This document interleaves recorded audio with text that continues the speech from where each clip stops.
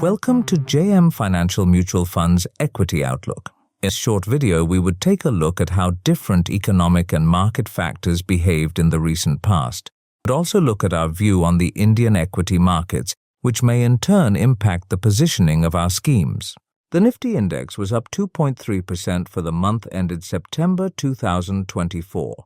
The Nifty Midcap 150 index was up by 1.8%, whereas the Nifty Small Cap 250 index was up by 1.3% in September 2024. Sector-wise, Nifty Metal 8.4%, Nifty India Consumption 6.2%, and Nifty Realty 4.3% were the top performing indices, whereas Nifty PSU Banks minus 3.3%, Nifty IT minus 2.0%, and Nifty PSE minus 1.8% were the laggards.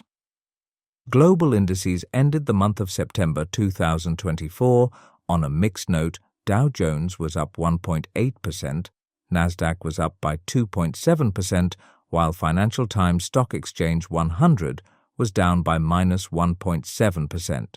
The India VIX saw a decrease in September 2024. It was at 12.79 compared to 13.39 in the previous month, down by 4.5%. The Chicago Board Options Exchange VIX saw an increase in the month of September 2024 and was at 16.73 as against 15.0 on the previous month, up by 11.5%. Foreign Institutional Investor, FII, were net buyers for the month of September 2024. Net FII inflows were rupees 56,220 crores. Domestic Institutional Investor, DII, bought stocks worth rupees 31,860 crores, whereas MFs were net buyers worth rupees 18,287 crores. Nifty 50 forward PE is now trading greater than one standard deviation over the mean PE. Nifty Midcap 100 is trading greater than 2 standard deviation above the mean forward PE. Indian markets continued to deliver positive returns in September. However, large cap indices outperformed both small caps and mid caps. The materials sector outperformed on back of improving China sentiment, as also the utilities on back of higher power demand. A surprising reversal in the IT sector was observed even though expectations of U.S. recovery gained ground. The U.S. Federal Reserve cut rates by 50 basis points in its September meeting. This is expected to improve the U.S. housing sector and reduce pressure on household budgets. Equity markets revived in the U.S. and India as well. The Nifty 50 index crossed 26,000, an all-time high.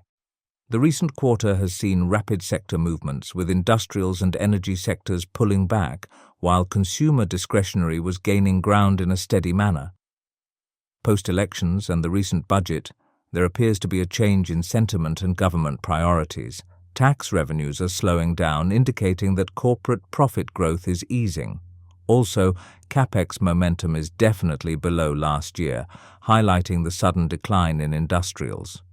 Central government's CapEx spends in August 2024 stood rupees 39,727 crore, declining by 30% year-on-year and 50.5% month-on-month.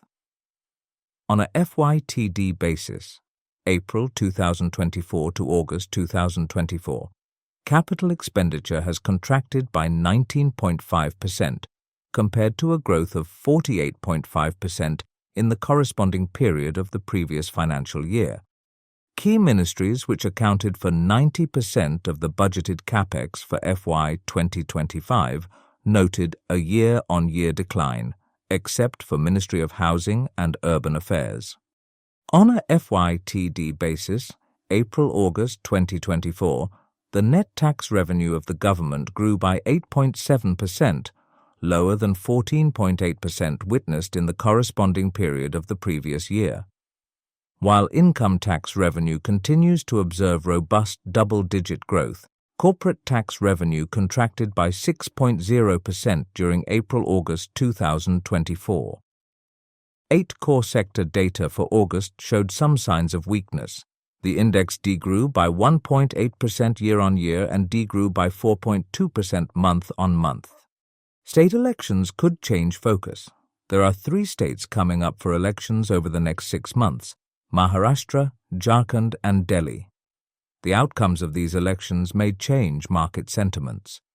These elections are important in cementing the position of the current party at the center. There is a risk that election promises made to woo the electorate could damage the state finances and shift focus away from infrastructure to social expenditure. Indian markets trade at a premium to other regional peers and emerging markets. India currently trades at 70 to 80% premium to other emerging markets. While lower interest rates in developed markets will increase flows to emerging markets, Indian markets may be ignored due to its expensive valuations.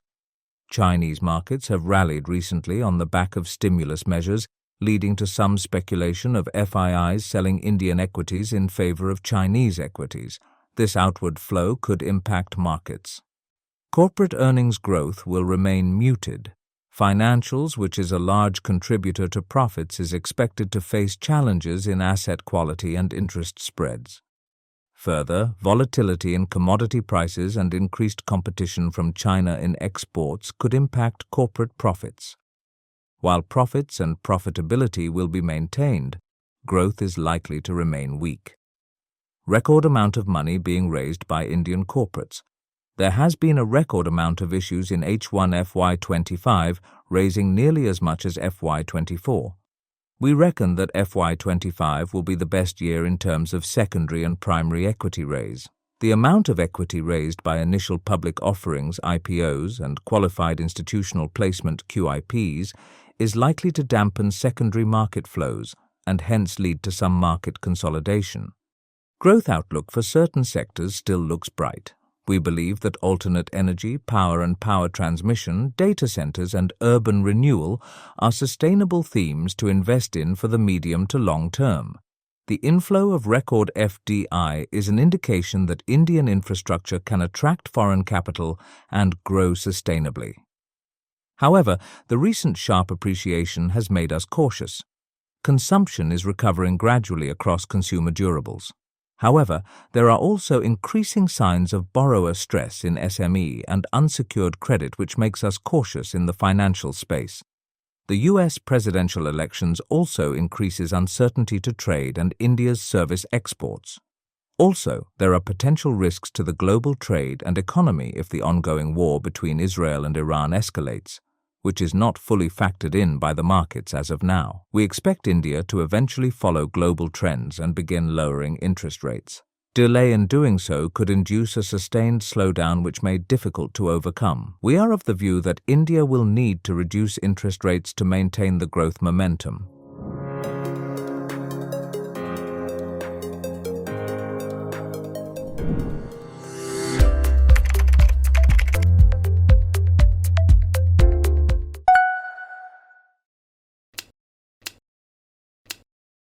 Mutual fund investments are subject to market risks. Read all scheme-related documents carefully.